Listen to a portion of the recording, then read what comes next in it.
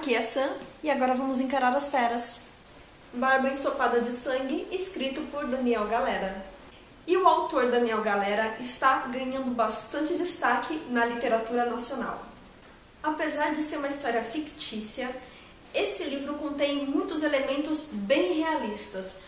A maior parte da narrativa se passa em Garopaba, que é uma cidade real no litoral brasileiro, que fica localizada no sul e é uma cidade bem turística. Essa história é narrada em primeira pessoa pelo protagonista, que em momento nenhum revela o próprio nome. Então eu vou ficar o tempo todo chamando ele de narrador ou protagonista, porque, enfim, eu não tenho nome para falar. Mas a primeira parte da história é a única que não é narrada pelo protagonista.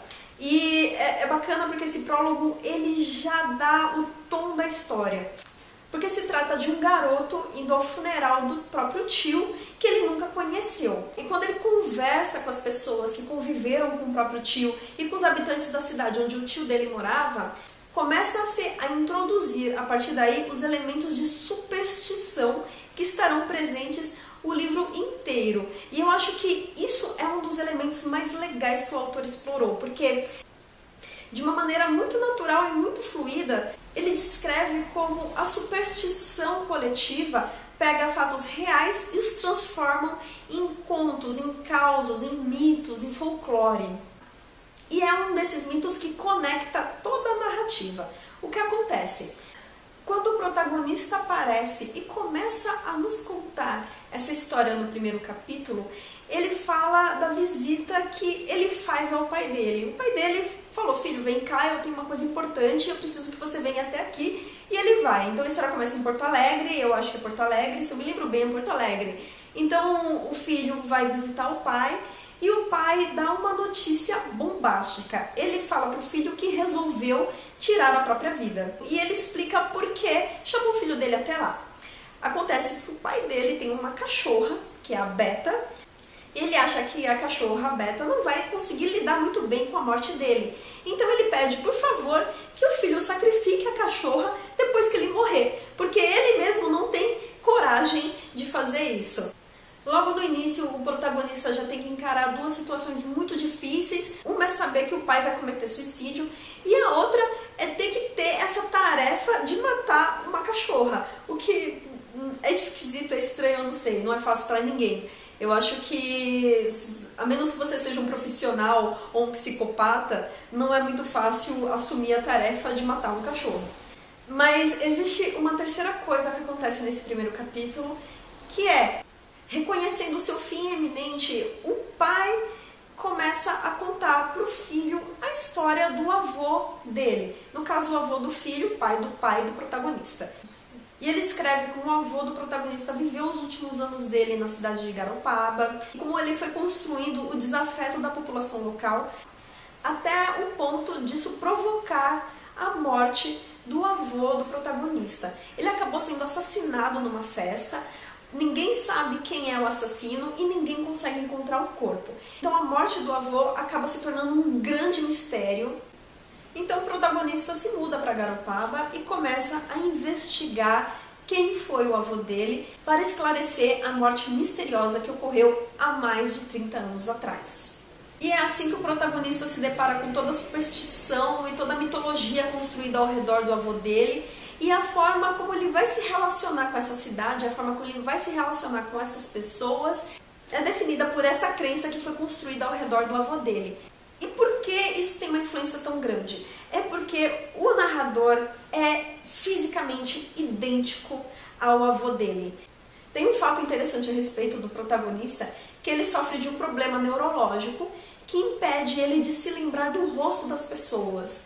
Então ele não consegue lembrar nem do próprio rosto. Ele só consegue saber que ele é igual ao avô dele porque ele pega uma foto do avô e coloca do lado do reflexo dele no espelho, e aí, olhando para o reflexo e olhando para o retrato, ele consegue reconhecer as semelhanças. Mas no momento em que ele desvia os olhos, em poucos segundos ele se esquece do próprio rosto, ele se esquece do rosto do avô dele, mas ele sabe que os dois são muito parecidos. E quando ele volta para Garopaba, que é a última cidade onde o avô viveu, as pessoas reconhecem o avô dele nele.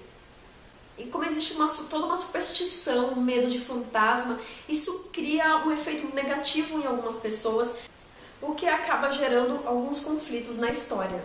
Eu vou retomar aqui alguns elementos, eu gostaria de me aprofundar mais em alguns elementos que eu comentei.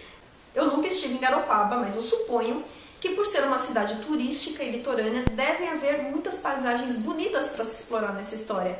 Mas eu acho que o mais interessante é que o autor ele preferiu explorar a cidade por meio dos seus habitantes, das suas superstições, dos fatos históricos que construíram aquela cidade, em vez de ficar focando nas belezas naturais de Garopaba. Eu achei bacana ele ter feito isso, eu achei que funcionou muito bem nessa história.